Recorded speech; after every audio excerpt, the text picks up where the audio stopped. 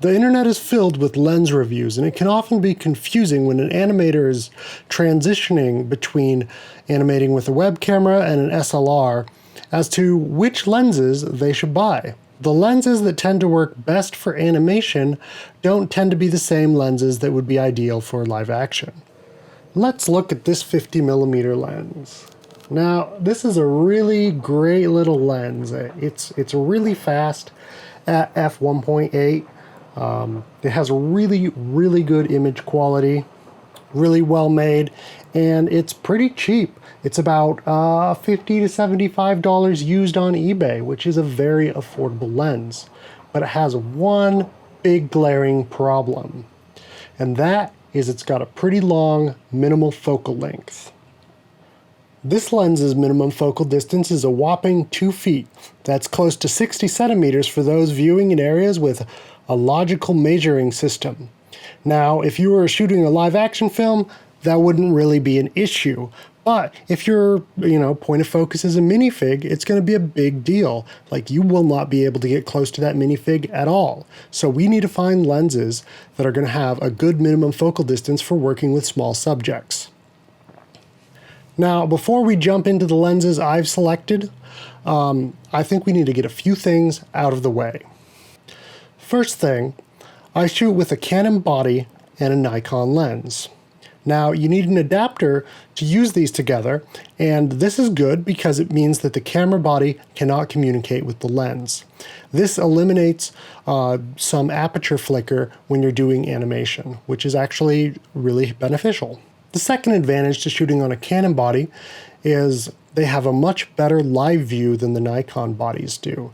Now, normally, live view is kind of a joke for serious photography, but when you're dealing with stop motion, live view is very important for that live preview you're going to be getting in Dragon Frame.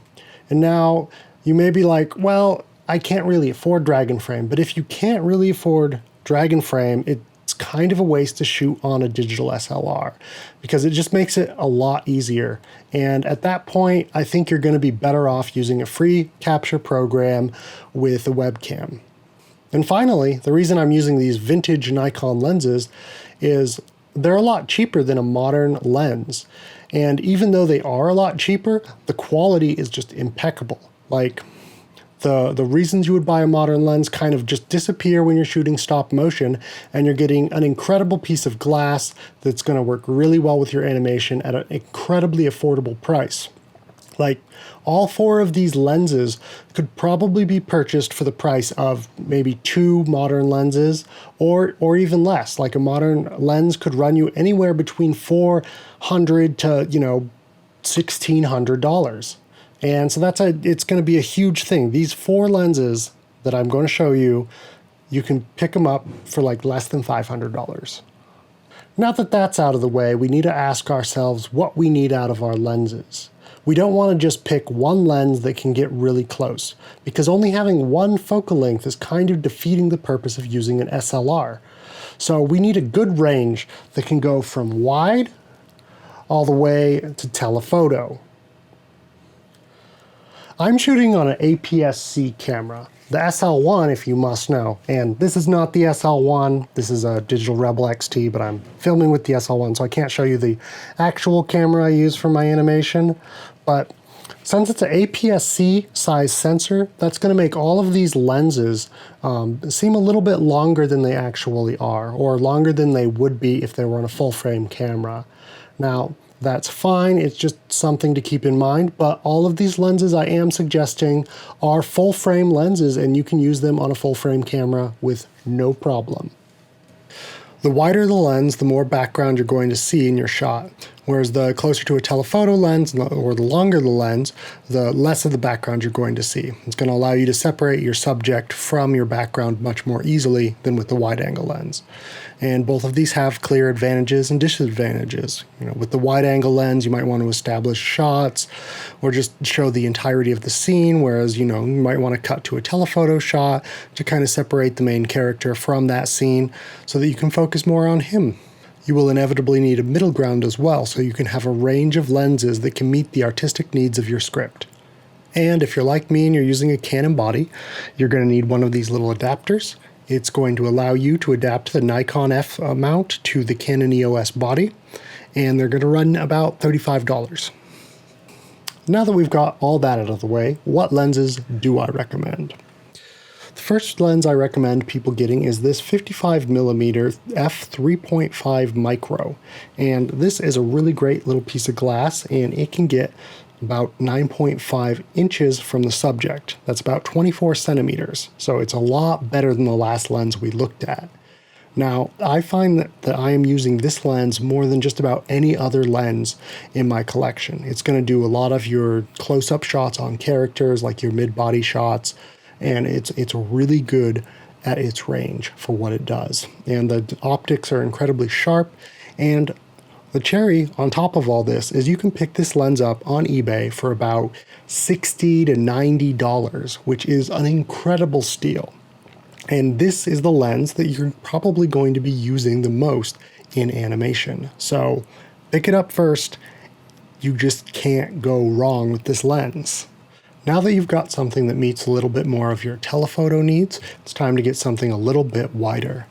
So the second lens I recommend people is this 35mm AI or AIS lens. Now it's got a f-stop range from f2.8 to f22, and that's going to be important when you're looking for this lens on eBay, because there are some that only go down to about f16, and those lenses just aren't as sharp as these lenses.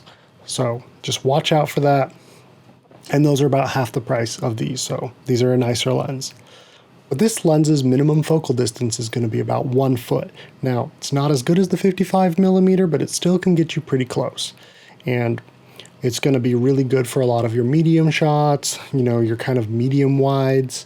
And it's just going to be a very general purpose, probably your second go-to lens. You're going to find yourself using it very frequently. It's going to be a very useful addition. And these things tend to run on eBay for about $120 to $180. So they're pretty affordable. And, if you're on a budget, you should just pick up the 55mm and this 35mm. If you find yourself needing a wider lens, it would be a good idea to pick up a 24mm lens. Now, I've got this Nikon 24mm f2.8. And this is a non-AI version. You're going to want to watch out for that. I messed up when I bought it, actually. And you're going to want the AI or AIS version, because these non-AI versions are just not as sharp as the newer AI or AIS versions. And you can kind of tell it's non-AI. It's got this scalloped focus ring.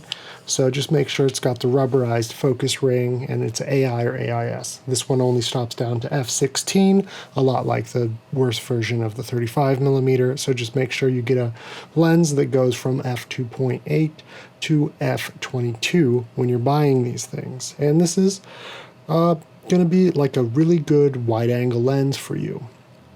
Now, if you find yourself wanting longer telephoto shots, I'm going to have to heartily recommend this Nikon Micro 105mm f4 lens. This is an incredible lens.